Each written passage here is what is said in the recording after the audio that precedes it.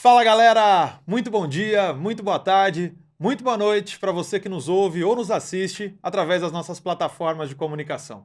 Eu sou Fernando Dutra, sou Head Comercial e de Operações da Mots, a transportadora digital que agiliza e simplifica a jornada do motorista por todo esse Brasil. Para começar me apresentando um pouquinho para vocês, eu sou engenheiro, sou um apaixonado por logística, por transportes e por tecnologia, sou marido da Carol, a mulher mais linda desse universo, sou pai do Mateu, e estou há 15 anos nesse mercado de logística, boa parte desse tempo no transporte rodoviário.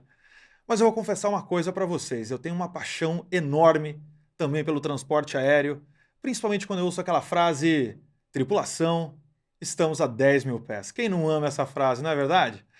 Mas olha só, eu estou muito feliz hoje de poder inaugurar oficialmente aqui com vocês o primeiro episódio do Conectando Rotas, o podcast da Mots, que vai falar com vocês um pouco sobre logística, transportes e tecnologia. Nessa temporada, a gente vai ter 5 episódios e eu vou ter o prazer de receber aqui convidados que estão revolucionando o nosso segmento para ter essa conversa leve e gostosa com todos vocês. E vou deixar uma dica. Todo o nosso último episódio a gente vai trazer um convidado surpresa que vai ser bastante especial para essa nossa discussão. Então, a gente vai dar algumas dicas ao longo do caminho para ver se vocês adivinham quem vai ser esse convidado surpresa. Fechou? E nesse primeiro episódio, a gente vai falar um pouco sobre um tema que eu também sou apaixonado. Acho que eu sou apaixonado por muitas coisas, né? Mas por esse também, que é sobre tecnologia na logística. Mais especificamente, a gente vai falar sobre um tema que a gente chama de digitalização do transporte.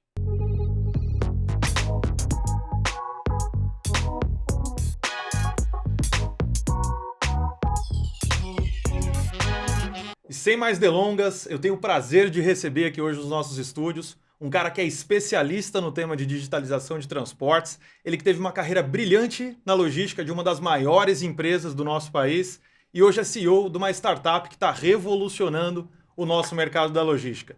Ele também que foi reconhecido como uma das 100 pessoas mais influentes do agronegócio no Brasil. E uma coisa eu vou confessar para vocês, ele é um dos caras mais estilosos desse mercado nacional de logística. Seja bem-vindo ao Conectando Rotas, Rodrigo Coeli. Boa tarde, Dutra. Pô, primeiro, obrigado pela honra, né, de estrear o podcast. Muito legal estar aqui com você. Achei que você fosse falar que honra pelo elegante que eu dei pra você, cara. Tá, cara, isso daí nem se fala, né? Legal, a gente que agradece, cara, seu tempo de estar aqui com a gente. E a gente não poderia começar o nosso podcast em maior estilo do que receber você aqui. Obrigado pela presença. Imagina, eu que agradeço o convite e tô super ansioso para esse papo, que acho que tem muito a agregar para a logística em geral. Legal, bacana. E você que está nos vendo aqui, aproveite, deixe seu like, deixe seu comentário. Já digita aqui nos seus comentários quem você gostaria de ver na mesa do Conectando Rotas com a gente. E fica ligado nesse papo que tem muita história boa para todos vocês que estão nos acompanhando.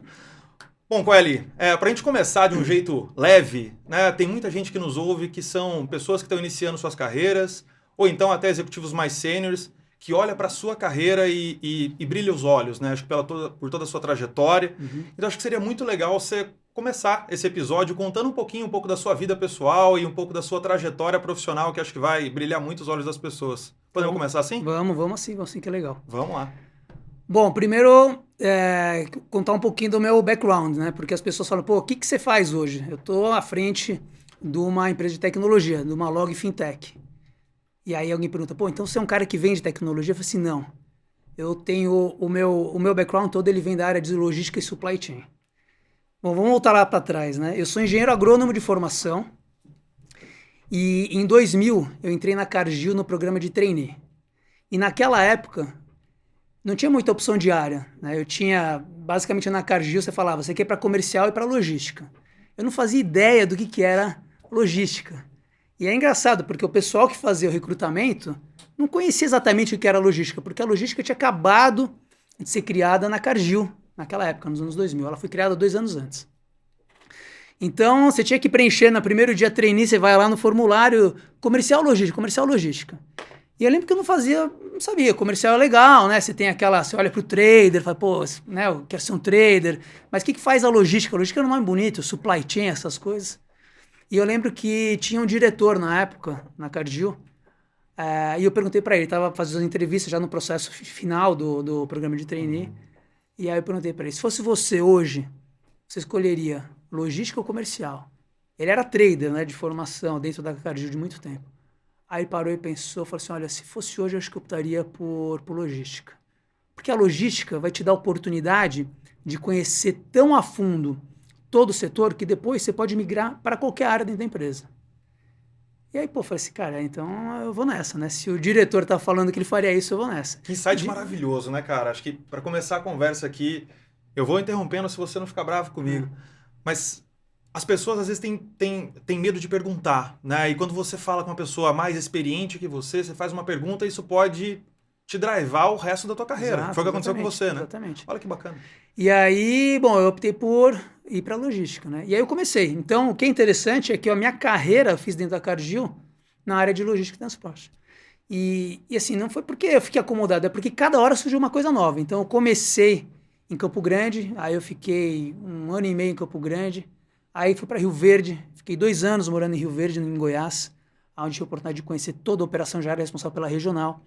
Aí de Rio Verde eu vim para São Paulo, fiquei 4 anos, aí na mesa, né, que a gente chama de logística de São Paulo, eu passei pela parte de planejamento, pela parte de contratos hidroviários, ferroviários, enfim, conhecendo toda a operação da logística.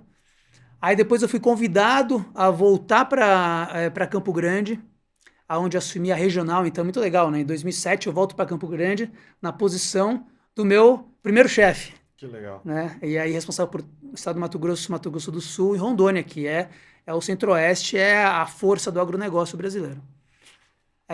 Depois aí eu fui para a Primavera do Leste, no Mato Grosso, aonde a Cargill estava acabando de construir a fábrica, fiquei 1 ano lá.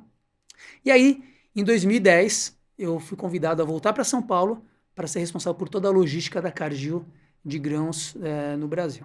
Então, esses foram os primeiros 10 anos. Aí, eu estava responsável por isso, fiquei mais 3 anos. Naquele momento, a área de logística estava ficando super grande, então eu cuidava não só da operação de logística, mas também eu cuidava de toda a parte de projetos logísticos, que a gente resolveu pivotar a área. Então, nós dividimos uma área de operação, e aí chamamos uma pessoa para tocar essa área de operação, e eu fiquei com a área de novos projetos. Então, eram aqueles negócios de logística que estavam começando a querer sair do papel. Né? Alguns ainda no papel, outros começando a querer sair do papel. Quais eram esses projetos na época? A transportadora da Cargill, né? Que ela montou a transportadora, uma frota de caminhões e uma frota de barcaças, né? Lá no Rio Tapajós. Que legal, cara. E aí eu toquei isso daqui por mais alguns anos, essa operação toda, o que estava no papel acabou virando uma operação de fato, né? Então a gente chegou a ter 170 pessoas na operação na transportadora. A operação de barcaças, ela tinha uma operação no Brasil de 90 e poucas pessoas, na Argentina e Paraguai mais umas 90 e poucas pessoas, e a frota de caminhões continuou lá. Quando você fala da transportadora, você está falando da Cargill Transportes? Cargill Transportes, exatamente. Bacana, na época a gente montou a Cargill Transportes. A Cargill Transportes é a idade do meu filho, né? Eu completou acho que agora 12 anos, porque quando a gente começou o projeto, eu lembro que a minha esposa estava grávida, e foi justamente quando ele nasceu que a gente conseguiu a aprovação interna. E você sabe como é que é, essas coisas demoram a acontecer e tudo mais. Então, a Cargill Transportes. Aí eu fiquei mais um tempo, aí quando foi em 2016, 2017, a Cargill estava se reorganizando, e aí as áreas de logística dentro da empresa passaram a ser áreas funcionais, ou seja, a logística ela deixou de estar dentro de um negócio para começar a prestar serviço para os negócios. Então, você tinha área de grãos, que tinha uma estrutura inteira com a logística. Você tinha uma área de, produtos já de prateleira, que tinha uma estrutura de logística. Uma área de cacau e chocolate, que tinha a sua área de logística. Nutrição animal e assim por diante. Várias unidades de negócio, cada um com a sua estrutura. O que a Cargill fez? Ela mudou. Ela construiu uma área funcional de transporte e logística que passou a prestar serviço para os negócios. E eu fui convidado para tocar essa nova estrutura na América Latina. Então, eu respondi aí para um repórter, uma pessoa que ficava nos Estados Unidos, e era eu na América Latina, uma pessoa na América do Norte, uma pessoa Ásia, Middle East, Oriente Médio e como é que é? Europa e Oriente Médio e depois Ásia e Pacífico. Então, eram 4 áreas. E com isso foi muito legal, porque também foi uma experiência nova, né? Então, eu passei de uma operação regional para uma operação nacional, para uma operação global, assim, regional na América Latina, né, respondendo para uma pessoa global. Foi muito legal. Essa experiência toda faz parte aí, onde eu fiquei quase 23 anos. Então, quando a pessoa me pergunta, pô, mas você é de tecnologia? Eu falo, eu estou aprendendo muito de tecnologia. E cada dia eu aprendo mais, né? Porque a gente vive tecnologia. Tá no nosso dia a dia. Não existe mais você fazer qualquer coisa, é inconcebível você pensar em qualquer coisa sem tecnologia, né? E eu acho que a tecnologia tem muito a ver com o que a gente faz na estrada. Portanto, essa virada, né, da minha carreira, onde eu fiquei quase 23 anos, quando eu saí da Cargill, eu ia completar 23 anos, um mês e meio depois da minha saída, para vir para a estrada. E aí, quando você achou que tinha zerado o game na Cargill, passado por todas as posições, não tem mais para onde eu ir na logística, te deram um desafio de assumir uma startup de tecnologia para fazer todo esse movimento legal que vocês estão fazendo, e aí você assumiu a estrada. Foi isso. Eu acho que tem assim, essas empresas grandes, elas nunca param, né? Então elas estão sempre se reorganizando, se reestruturando. O que eu vejo, e o que é muito legal, é que quando eu fui convidado para assumir a estrada, eu tinha já um desejo de melhorar muito o processo logístico no transporte rodoviário, né, principalmente do agronegócio. E dentro de casa, fazendo isso de uma forma única, exclusiva, por exemplo, para a Cargill, isso nada mais seria do que um processo de digitalização. Então, quando você pega a tecnologia e leva para dentro de casa, você está digitalizando, você está ganhando eficiência, reduzindo custo, mas é um processo interno.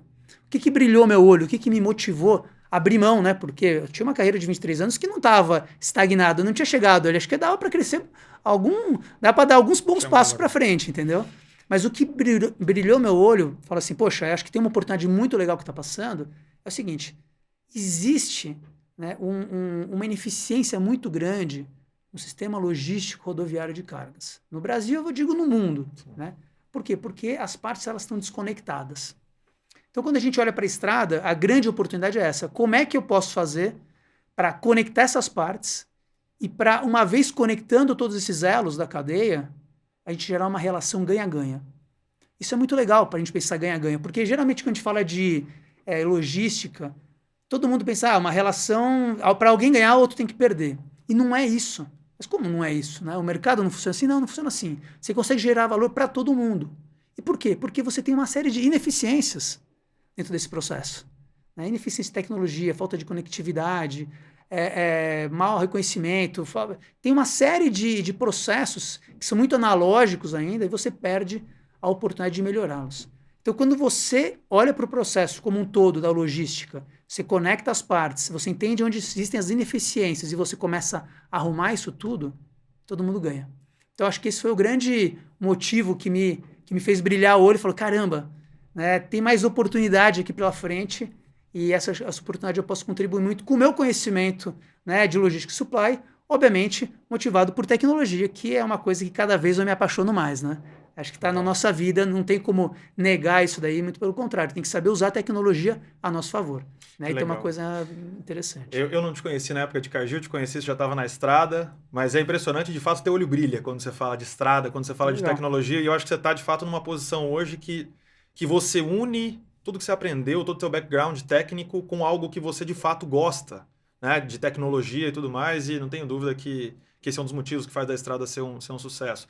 E falando em estrada, conta um pouquinho pra gente, cara, qual que é o negócio da estrada, qual o business da estrada, o que vocês fazem para os nossos ouvintes aí conhecerem vocês melhor. Tá. Então vamos lá, a gente tem um reconhecimento interno, né, muito forte de que nós somos uma rede de inteligência compartilhada. Olha que interessante. Na logística rodoviária. O que é a rede de inteligência compartilhada? É quando você tem diversos agentes nessa cadeia, né, aonde eles aportam informação e recebem informação de volta na forma de valor. Né? Valor para quê? Valor para aquela atividade que ele executa. Então, vamos lá. Como é que funciona basicamente o transporte rodoviário de carga? Você tem o dono da carga, que é o embarcador. Você tem uma transportadora. Você tem que essa transportadora ela pode ter uma frota própria, né? Ou ela pode subcontratar. Você tem um motorista, que pode ser tanto o motorista da frota própria ou um motorista autônomo. Né? E você tem um posto de gasolina, que é uma parte super importante nesse processo, que é onde acaba a viagem, onde ele abastece, né? O insumo mais importante do transporte é o combustível, onde ele abastece, onde ele para se alimentar, onde ele para saber o que está acontecendo com o frete no mercado e tudo mais. Essas 4 personas, como a gente fala, são clientes da estrada, participam da nossa logística. Como é que eu faço isso? Primeiro, o dono da carga. O dono da carga, ele vai lá fazer um leilão para saber quais são as transportadoras que ofertam o preço adequado para ele naquela rota. Então, ele tem essa capacidade de fazer isso dentro da estrada. Uma vez que ele faz isso, ele tem que fazer o controle desse lote. Então, ele tem um lote de carga a transportar, ele vai passar para a transportadora A, B e C. Como é que ele controla o saldo? Como é que ele vê quanto já consumiu daquele saldo para ele saber, chega, não precisa embarcar mais, né? Já está tudo certo. A gente tem esse controle para ele. E a gente dá visibilidade. A partir do momento que ele entra na nossa operação, a gente começa a dar visibilidade de todos os veículos, para falar que aquele veículo está se deslocando para o ponto de carga, se ele está carregando, se ele está indo do carregamento até o destino, ou se ele está descarregando ou já terminou a viagem. São esses 5 status que acontecem numa viagem. Bom, então isso acontece com o embarcador. Essa é a necessidade dele. Depois, ele tem o transportador, que é quem contratou aquela carga do embarcador. O que o transportador tem que fazer? Ele tem que pegar aquela carga e falar, bom, para quem que eu vou distribuir esse volume que eu estou comprometido com o embarcador? Eu vou passar parte pro meu caminhão que está aqui. Agora, tem um outro volume que eu tenho que embarcar também, que eu não tenho caminhão, mas eu tenho transportador autônomo, eu tenho parceiros, eu tenho agregados que podem fazer isso. Então, ele distribui esse lote. E como que ele faz? A gente tem uma solução onde o transportador, quando ele quer fazer uma oferta pública, que a gente fala, ou seja, falar para o mercado, olha, tem uma carga saindo, uma carga da moto saindo de, não sei, de Sorriso para Rondonópolis. Ele vai lá, oferta aquela carga no aplicativo e o motorista que é cadastrado, ele pega aquela carga, aceita. Então, a partir do momento que ele faz isso, todo o processo para geração da ordem de carregamento é feito automaticamente. Inclusive fazendo toda a parte da gestão de risco. Ou seja, o Rodrigo pegou a carga da motos, ele vai lá ver, quem que é o Rodrigo? Tem a gestão de risco aprovada, ele retorna, gera uma ordem de carregamento e o Rodrigo está apto a ir para o ponto de carga lá em Sorriso que você contratou. Aí você tem o motorista, né? O motorista Rodrigo, o que ele faz? Ele tem uma facilidade muito grande, porque no passado, a gente falou do posto, no passado o que acontecia? Quem conhece a área de transportes pelo Brasil sabe como é que isso funciona. O posto de gasolina, ele é um grande balcão de negócio de frete, né? Isso é ótimo. E o motorista, ele quer parar no posto. Ele vai continuar. Por quê? Porque ele tem que parar, ele tem que esticar a perna, sim, ele tem que conversar, ele tem que abastecer, ele tem que se alimentar. O posto é uma unidade real. Mas não necessariamente ele precisa ficar, para escolher o melhor frete, ele tem que ficar fazendo aquele mesmo bate-perna que ele fazia, onde ele passava em via qual que é o frete, entrava para saber mais detalhes, se faz sentido que aquela fazenda é boa de carregamento, não é boa, qual a distância, qual a quilometragem de asfalto, de terra, enfim, todo o itinerário para chegar. Hoje ele pode fazer isso de uma forma muito mais automatizada, ou seja, ele otimiza o tempo dele e ele seleciona quais são as melhores oportunidades para ele, na palma da mão dele, né? Então o motorista tem uma série de vantagens nisso daqui.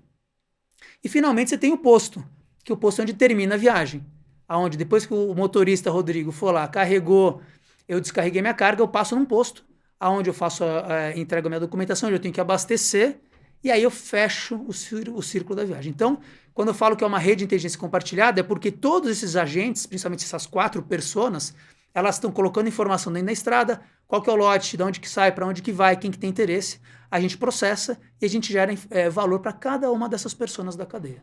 Muito legal. Então a ideia da estrada é conectar todos esses elos para deixar de fato a logística mais eficiente. A estrada não é uma transportadora. Não é. A gente, aliás, bom ponto. Tem 2 coisas que a gente não é. A gente não é uma transportadora e eu não tenho caminhões. Tá? Isso tem que deixar muito claro. Por que isso? Porque a transportadora é o meu cliente. Você concorda que se eu for um transportador, amanhã, o transportador fala, peraí, você está me falando, você fala que eu sou seu cliente e tal, mas você também está com... Você concorre comigo? Você concorre comigo? Então a gente não faz isso, tá? Isso é uma definição nossa. Agora, a gente faz o quê? Eu melhoro a vida da transportadora. Tá? E a gente também não tem caminhões, né?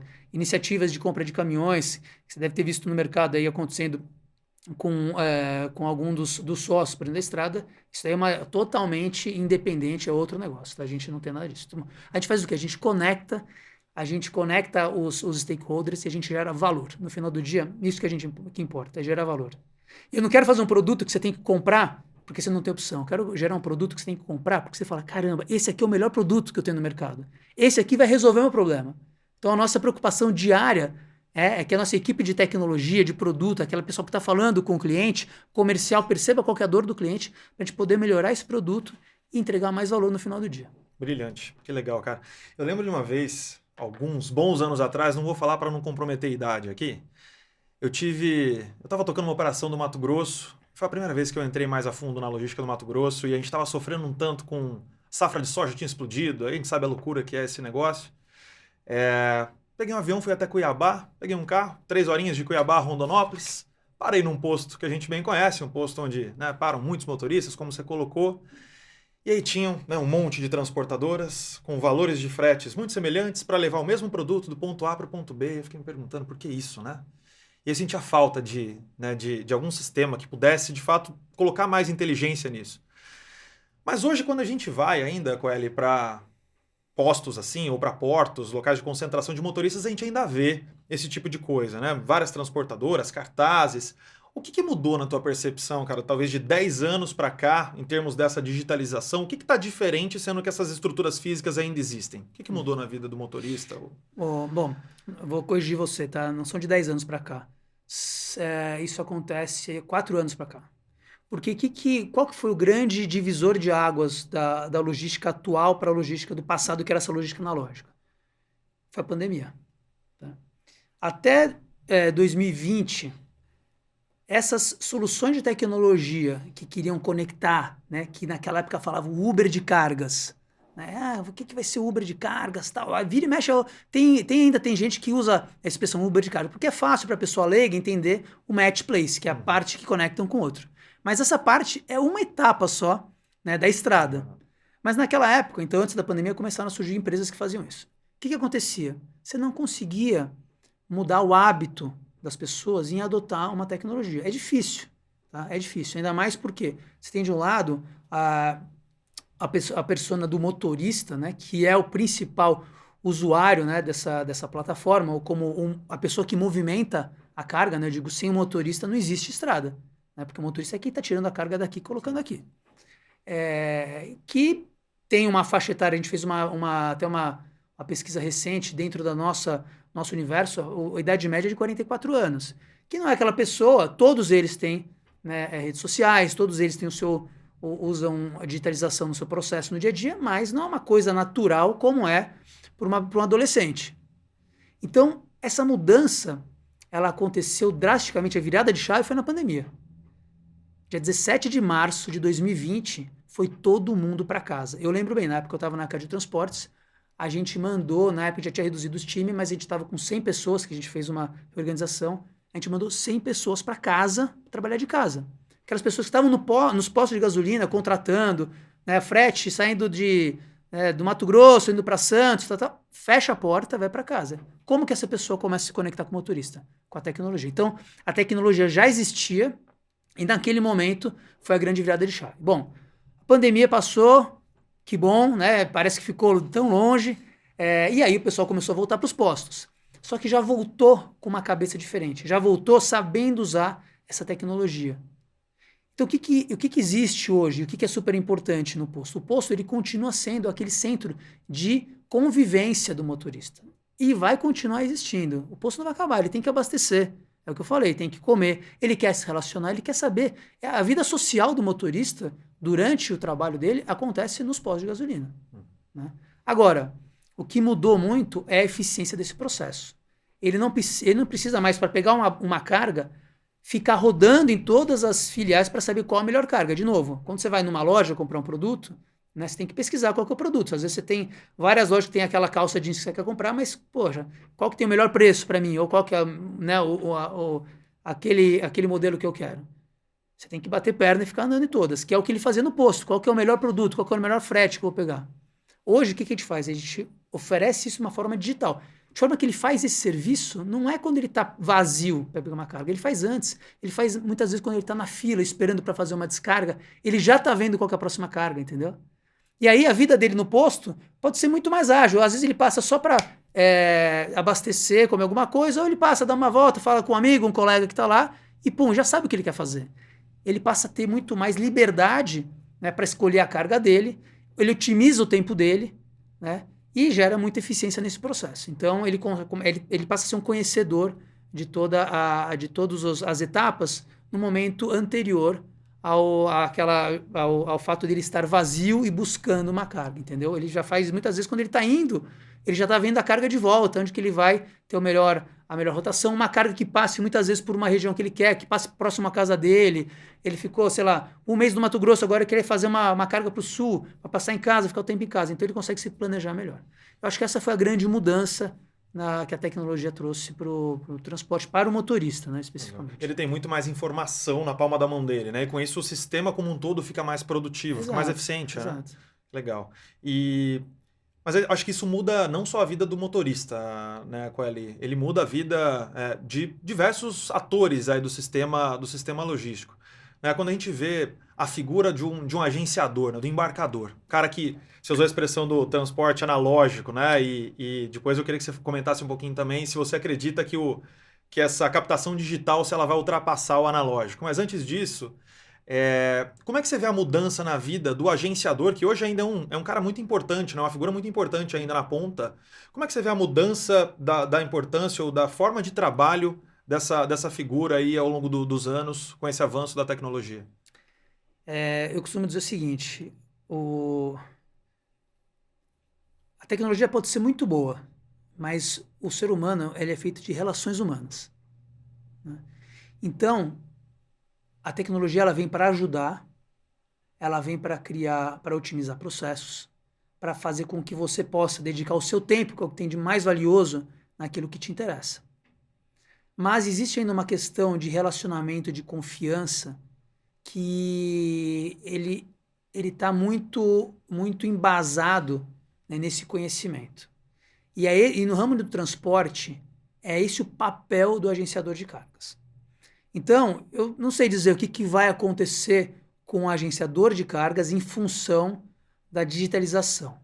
Mas eu te asseguro que o trabalho do agenciador de cargas vai melhorar muito se ele digitalizar o processo dele. Entendeu? Então, eu acho que esse agenciador que dá muitas vezes liquidez nesse mercado, porque ele conhece uma série de outros motoristas de regiões específicas, e você for pegar o agenciador, eles são regionais, eles são locais, né? Porque naquela região todo mundo conhece essa pessoa. E todo mundo sabe que ele tem um frete bom, ele conhece todos os pontos de embarque, descarga e tudo mais. Eu acho que para o agenciador, o uso da tecnologia vai facilitar muito a operação dele. Né? Sem necessariamente isso onerar o processo. Eu acho que pelo contrário, ele vai trazer uma liquidez maior no processo de oferta e demanda de cargas, tá? Então eu gosto muito da tecnologia, eu acho que o agenciador é uma persona que pode se beneficiar muito, que ainda tem muito receio, né? O agenciador muitas vezes ele vê o digital como uma ameaça ao trabalho dele. Eu acho que isso existe um trabalho a ser feito, aí eu falo pela estrada, de introduzir o digital para o agenciador, para que ele entenda que aquilo lá vai ajudar com que ele performe melhor o trabalho que ele faz. E nada melhor que a história, né, cara? Eu tava refletindo sobre isso enquanto você estava falando. Quando a gente pega a Revolução Industrial, né, quando entraram um pool grande de tecnologia, de máquinas e tudo mais, as pessoas tinham muito receio, né, historicamente, de perder seus empregos, de mudar muito a dinâmica. De fato, a dinâmica mudou, e mudou para o bem, para todo mundo, né? Então a gente passou a ter mais empregos no mundo, passou a ter mais oportunidades, mas de uma maneira mais eficiente, mais inteligente. Né? De fato, como você falou, eu vejo que as relações humanas, né, elas dificilmente vão ser substituídas pela tecnologia. Então, como que as pessoas podem, de fato, viver nessa nova realidade, adaptando as formas de trabalho para poder fazer com que o sistema, de maneira geral, seja muito eficiente. Né? Então, que a vida vai mudar, vai mudar. Para os motoristas, para os agenciadores e também para os profissionais de logística. Né? Como é que você enxerga, de fato, os profissionais de logística mesmo, seja cargos de supervisão, de gerência? Como é que você vê a mudança nas empresas de logística com essa entrada de tecnologia? Você acha que muda alguma coisa? Vou te dar alguns exemplos bastante simples, porque são realidades que acontecem no dia a dia desses profissionais. Né? Então, você imagina, isso é muito comum no agronegócio, nos granéis, onde você tem uma cota de carregamento diário. O que significa essa cota? É a quantidade de veículos que você tem que carregar por dia, ou de toneladas por dia, para você suprir uma fábrica, um porto, O navio está lá no porto esperando, ele tem que sair em 3, 4 dias, né? Como é que você consegue fazer aquela cadência para conseguir fazer com que ele saia ou suprir a fábrica? E o profissional de logística, ele contrata a um frete no mercado, que ele pergunta para um, para outro, né, como é que funciona essa dinâmica? Você não tem uma bolsa de frete. Como é que você sabe quanto vale o frete? Então, as pessoas pensam assim, o frete é o custo. Não, não é. Custo é uma coisa, frete é outra. Né? Custo realmente são aqueles custos fixos e variáveis, né, que compõem uma operação de transporte. Ali você calcula rapidinho. Você pode ter uma calculadora de custo, é combustível, é pneu, é depreciação, salário do motorista, blá, blá, isso é o custo. Bota a margem, aquilo lá. Frete é oferta e demanda. Frete de agronegócio de commodity é a melhor aula de oferta e demanda que se alguém quiser fazer no mundo, eu recomendo. De fato. Porque você mexendo no frete no lugar, você vai mexer totalmente com a dinâmica daquele lugar. E não só daquele lugar, dos outros lugares, porque são vasos comunicantes. A logística brasileira, né, eu falo, aí assim é realmente restrito ao território nacional, que é grande para chuchu. Né, o Brasil é um país continental. São vasos comunicantes. Se eu subo um frete numa região e eu sou motorista tem outra, eu sei fazer conta. Eu falo, pera um pouquinho, o que eu estou fazendo aqui com esse frete pequenininho? Deixa eu ir para cá, ó, que esse frete está pagando mais. Esse cara que tem que embarcar aqui, que veio indo embora, faz o quê? Aumenta o frete. Aí, opa, acho que eu vou ficar aqui. Aí, esse cara que está precisando de mais, esse caminhão, ele começa... Então, essa oferta e demanda é na veia. Portanto, eu acho que o profissional de logística, ele precisa de ferramentas que permitam com que ele tome a melhor decisão. Qual que é o frete adequado para eu pagar numa região? Vou dar um exemplo. O ano passado, eu estava visitando alguns clientes e eu fui lá no Paraná, ver uma operação que estava indo para o porto de Paranaguá. Na mesma cidade, né, eu fui visitar um cliente e aí aquele cliente já tinha tomado a cota dele inteira, já tinha suprido e estava cheio de caminhões motoristas querendo carregar mais, mas ele segurou a cota. Falou, não vou embarcar mais porque já deu, se eu carregar mais o caminhão não descarrega, vai dar estadia, então ele controlou. Saí desse cliente e fui no outro cliente. Um cliente estava desesperado para a mesma origem e o destino porque não tinha caminhão. Por que isso acontece? Coisa muito simples. Provavelmente o cara que tinha muito caminhão estava pagando bastante bem no mercado, bastante alto, e o cara que tinha pouco caminhão estava passando muito baixo.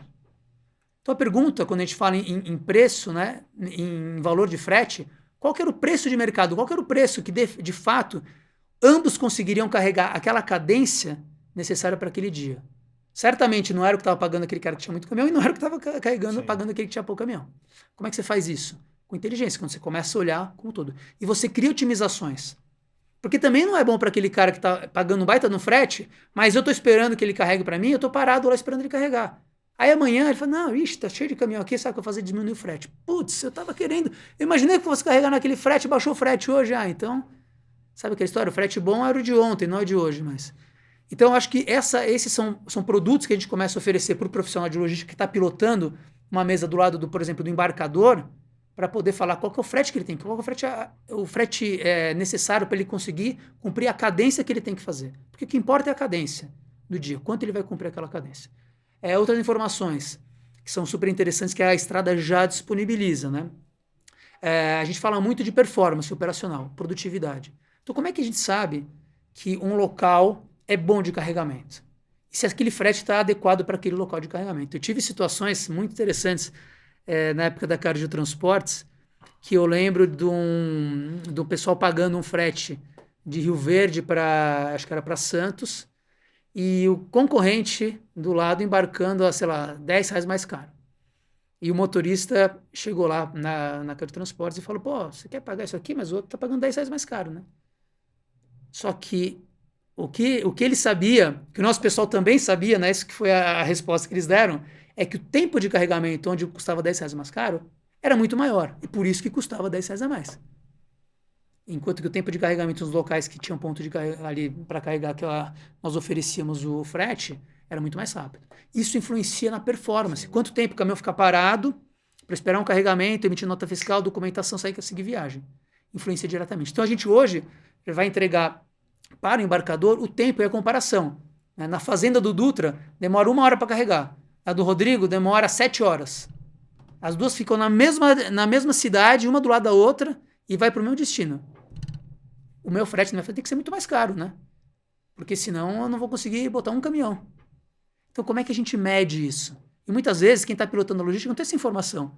Aí ele fecha o mesmo frete, ele pega a distância. Fazendo do Dutra é X, do Rodrigo é X, porque a distância é a mesma. Aí vai um monte de caminhão para sua fazenda e nenhum para mim, pro meu ponto de carregamento. Aí o cara da logística fica maluco, liga reclamando com a transportadora, mas não sei o que está acontecendo, tá, até descobrir, aí ver o que é. Porque não carrega direito, tem um problema na balança, na bica de carregamento e assim por diante. Então, quando você entende o que acontece, você precifica melhor o processo. E você dá informação, inclusive, para tomar decisão. Pera um pouquinho, fazendo Rodrigo, tá com problema, os caras vão resolver o carregamento, tira o carregamento de lá e vira tudo pro Dutra. Deixa para carregar do Rodrigo quando ou acaba do Dutra, ou quando tiver resolver o problema de carregamento, entendeu? Isso é otimização. Isso é o ganha-ganha que eu falo. Então você começa a trazer tecnologia. E esse pessoal de logística precisa disso, que não tem. Hoje é muito, pior que assim, é incrível, né? Mas ainda é muito analógico. Analógico no sentido, não é mais o telefone, mas é o analógico do e-mail ainda. Me manda um e-mail, o que aconteceu? O cara manda um e-mail, ele vai juntando um monte de e-mail, ele pega uma planilha, vai no Excel, coloca quanto carregou em cada fazenda, aí ele no final do dia ele tenta tudo no Excel lá. Tira Excel dessa turma, acabou o negócio. Quando muito WhatsApp, né, cara? Quando muito WhatsApp. Mas assim, o motorista tem esse monte de informações que você tá trazendo, se o profissional de logística não tiver, ele fica para trás. Né? Então, de fato, as informações, a tecnologia está avançando em todas as áreas e o profissional ele tem que se atualizar. Né? E nessa linha, Coeli, como é que você enxerga? Talvez você tenha algum dado para passar para a gente, mas como é que você enxerga a transição da busca pelo frete de maneira analógica, e analógica seja ligando, seja pelo WhatsApp, mas mandando mensagens de maneira, né, 1 a 1, e a busca pelo frete de maneira digital, seja através de plataformas ou de alguma outra maneira. Como é que você imagina essa curva entre a captação de fretes de um modelo ou de outro? O digital hoje já é maior que o analógico ou ainda não? Bom, primeiro que eu acho que todo mundo tem algum processo digital. Então, depende do que você chama, né, do digital, se é simplesmente fazer um match de carga, se é fazer uma emissão de documento, de alguma forma, o digital já está em tudo, né? Você manda uma nota fiscal, manda o CTE eletronicamente, então você já tem uma série de soluções que faz com que você já tenha um processo muito mais digitalizado. O que eu acho é o seguinte, é que você ainda tem setores que são mais resistentes ao uso da tecnologia por desconhecimento, porque ainda não entenderam o benefício da integração, e aí eu trago muito a integração do processo. Que digital, né, exige nas grandes empresas uma integração. Me explico. Para o motorista, ele basicamente precisa ter um aplicativo, né? Ele vai lá e seleciona. Mas uma vez que ele vai na fazenda carregar, existe uma emissão de conhecimento de transporte, de nota fiscal, né? Tem uma classificação que tem que ser colocada dentro do sistema para saber quais são, né, os indicadores de qualidade daquele produto e assim por diante. Ou de uma fábrica e assim vai. Tudo isso está amarrado e são dados que precisam ser transacionados de um lado para o outro. Quando você digitaliza todo esse processo, você começa a liberar a pessoa que era responsável por coletar essa informação para fazer aquilo que é o expertise dela, né? Ou seja, a especialidade dela, onde ela realmente joga diferente. Então, eu digo o seguinte, se é um frotista, dono do caminhão, qual que é a especialidade dela? A especialidade dessa persona é gerenciar caminhão. Um frotista, ele é expert, não tem ninguém melhor que ele para fazer isso. Cuidar da frota, garantir que aquele caminhão está tendo a melhor performance, o menor consumo e assim por diante. Então deixa ele focado naquilo e deixa toda a parte chata, administrativa, por uma forma digital, né? Vamos pegar até o exemplo que você falou do agenciador de cargas, né? O agenciador de cargas, ele é um cara que está falando com os motoristas. Mas como é que ele pode se relacionar, como é que ele pode ampliar a rede dele? Porque essa turma tem, de fato, uma série de contatos ali. Como é que ele pode chegar, penetrar mais, né, nos seus potenciais parceiros, sendo que ele tem que fazer uma série de trabalhos analógicos? Então você libera essa turma para fazer o quê? Para fazer qualquer expertise dela, que é se relacionar com esses pequenos motoristas. Quando você pega uma transportadora, né, transportadoras realmente que participam, né, do ecossistema, pega uma motos, né, como é que você faz? Aí sim, você faz o que a gente melhora nesse processo? Que eu vou liberar essa transportadora para fazer o que é o core dela, que é se conectar com aquele motorista, com aquele frotista que é agregado dela e com o embarcador, com o dono da carga, que é onde seu time joga bem, né, oferecendo seu serviço. Por que ele confia em você? Porque ele sabe que você tem um pool de transportadoras agregadas, de motoristas, que são fiéis a você e que a partir do momento que você se comprometer com um embarcador, com um lote, você vai cumprir. Isso é credibilidade. E é essa a grande diferença da estrada. Todo lote que tem ali, ele não é um lote duplicado. Ele tem credibilidade. E você tem 1.000 toneladas para embarcar 2.000, aquele lote ele não está republicado a 1.000, 2.000, que todo mundo fica fazendo isso. Aí quando acaba, eu consegui o caminhão, o lote já acabou. Não tem essa. A hora que acaba aquele lote, ele desaparece do nosso sistema, ele não existe mais. E a gente tem muita atenção nisso, porque essa parte de gestão da operação era super importante. Então, a gente traz as tecnologias para fazer com que cada um foque naquilo que tem de melhor. Eu não acredito que tenha alguém que faça tudo, tá? Por exemplo, você não ser transportador? Não vou fazer isso. Não é meu core. Né? Eu vou fazer o quê? Eu vou conectar essas pontas. Eu vou ser dono de caminhão? Não é o meu core. Vou conectar essas pontas. Agora, tem um cara que é um transportador digital que eu posso ajudar muito ela. Porque você consegue crescer, você aumenta a sua penetração, levando a sua credibilidade, que é a sua maior marca, o seu maior valor, usando tecnologia. Entendeu? Que legal. Você deu uma deixa aqui para uma última pergunta que eu tinha para te fazer, que é a seguinte.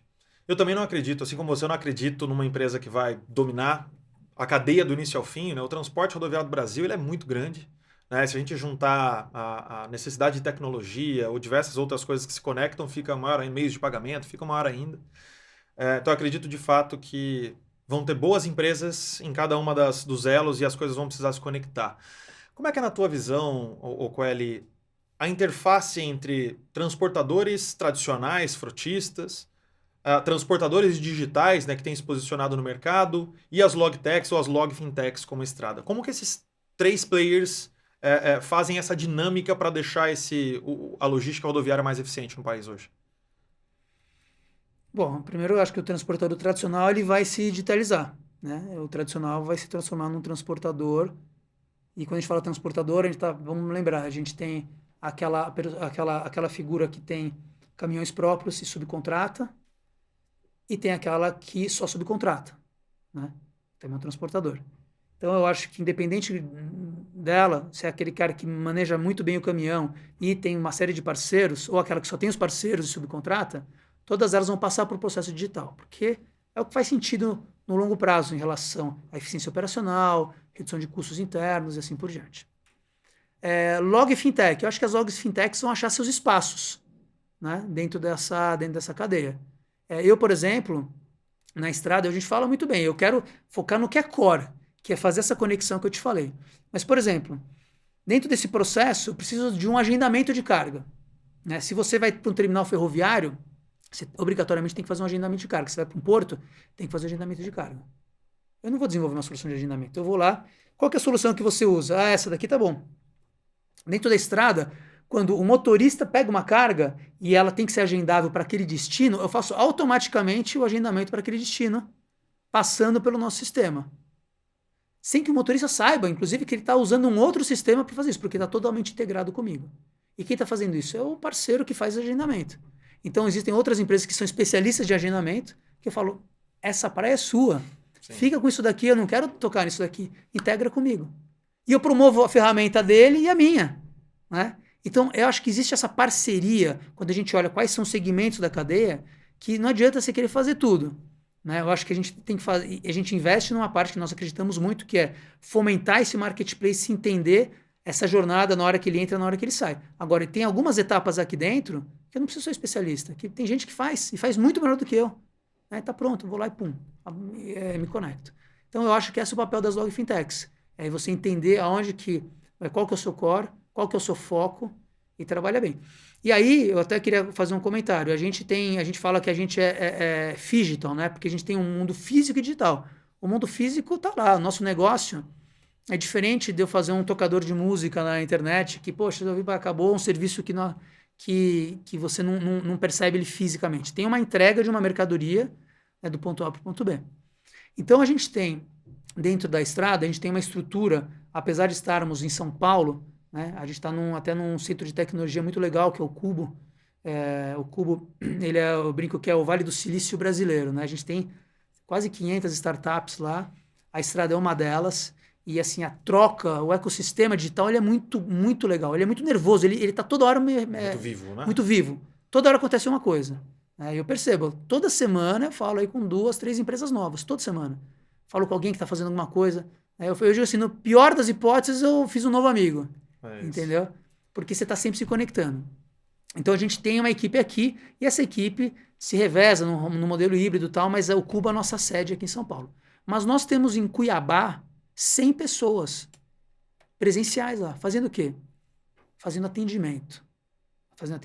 Fazendo gestão de documento. Quando a viagem acaba a documentação, ainda existem embarcadores que exigem o documento físico, a gente faz toda a gestão, recolhe esse documento, arquiva, digitaliza, vai mandar para ele. Mas eu tenho uma turma grande de atendimento que está fazendo o quê? Está respondendo 0800, está respondendo e-mail, está respondendo WhatsApp.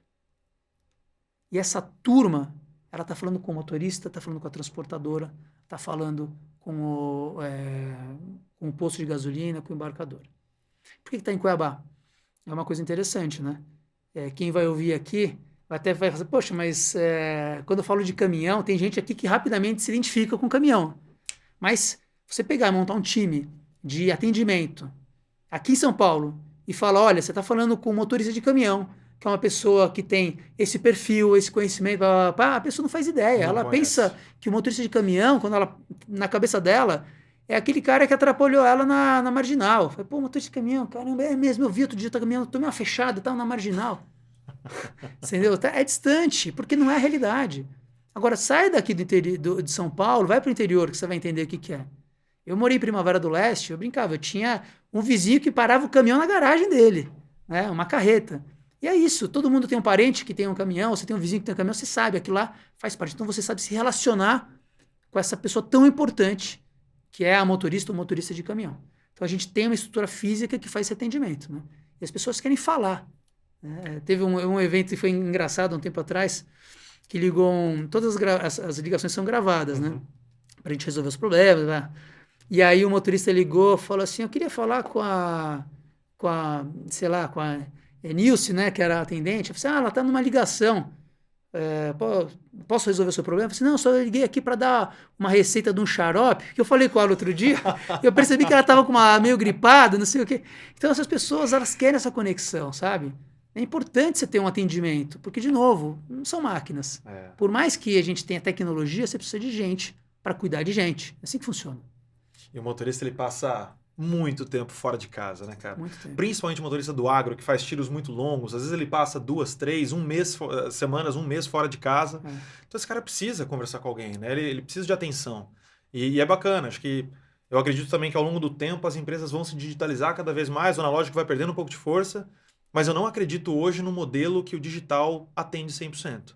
Né? Nós vamos ter uma transição desse caminho, na minha visão, que ao longo do tempo ele vai acontecendo de maneira passo por passo, porque senão acontece uma quebra relevante e o motorista não se adapta.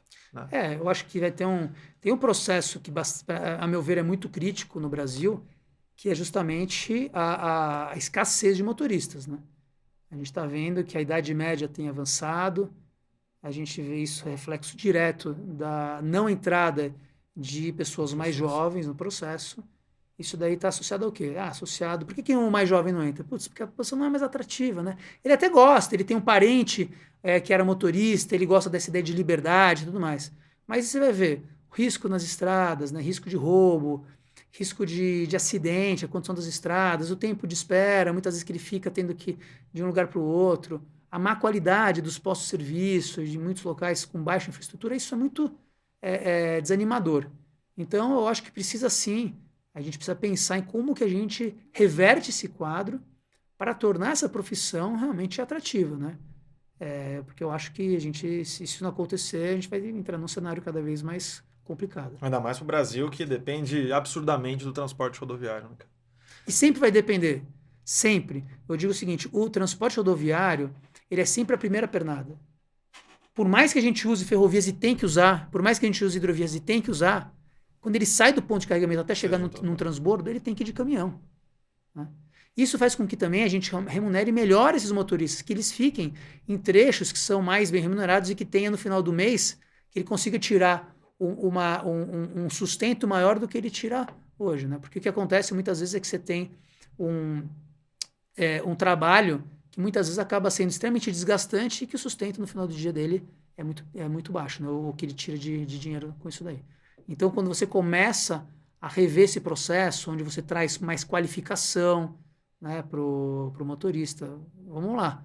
Hoje, um conjunto completo, um rodotrem, né, carreta e o cavalo trator, você vai pagar 1.300.000, né, num conjunto completo. Tem muita tecnologia embarcada. Sim. Você tem que qualificar a pessoa que vai usar. Então, isso tudo faz parte desse processo, que eu acho que, se a gente cuidar, né, ele tem tudo para ser muito promissor. Ainda mais que o Brasil é uma potência do agro, né, e vai continuar sendo. Legal, cara. Que papo maravilhoso. Obrigado mais uma vez, cara, por você estar aqui. Cada vez que eu converso com você, eu fico com mais esperanças na nossa logística, no nosso transporte, porque a gente precisa ver o nosso Brasil mais produtivo, mais eficiente, e são empresas como a Estrada que vão ajudar o nosso país a ser assim. E obrigado de novo por estar aqui com a gente. Se quiser mandar um recadinho para a galera aí sobre a Estrada, faz o merchan aí, cara. Não, o que eu diria, pessoal, para quem não conhece ainda a Estrada, dá um www.estrada.log.br e dá uma fuçada. A gente hoje transporta todos os produtos do agronegócio. A gente quer cada vez trazer mais soluções que agreguem valor para o embarcador. Então, se você é um dono da carga, a gente vai conectar com você a transportadoras, vai oferecer ferramentas de leilão, de rastreamento de carga, de gestão de lotes. Se você é um transportador, como é que você controla tudo isso? Esqueci de falar uma coisa importante. Toda a gestão de pagamento que permeia toda essa jornada é feita por nós também. Por isso que nós somos uma log fintech. Porque a parte da logística que faz essas conexões e a parte financeira, onde a gente oferece não só todo o trâmite de pagamento, como antecipações de recebíveis, soluções de capital de giro e uma série de coisas que são importantes, né? Financiamento para o motorista e tudo isso daqui ajudando com que essa jornada tenha mais sucesso. Então, fica à vontade aí para dar uma olhada. Meu LinkedIn tem meus contatos. Legal. E aguardo o contato de vocês. Obrigado mais uma vez, Rodrigo. E para você que nos ouviu, deixa seu like no nosso podcast, faça seu comentário. E como a gente falou no início do episódio, a gente vai ter um convidado surpresa no nosso 5º episódio e a gente fica aqui para dar uma pequena dica para vocês, para ver se alguém adivinha quem vai ser o último convidado. E a dica é que é uma pessoa muito influente com os nossos motoristas do Brasil. Então a gente aguarda os comentários e as ideias de vocês. E um grande abraço, até o próximo episódio.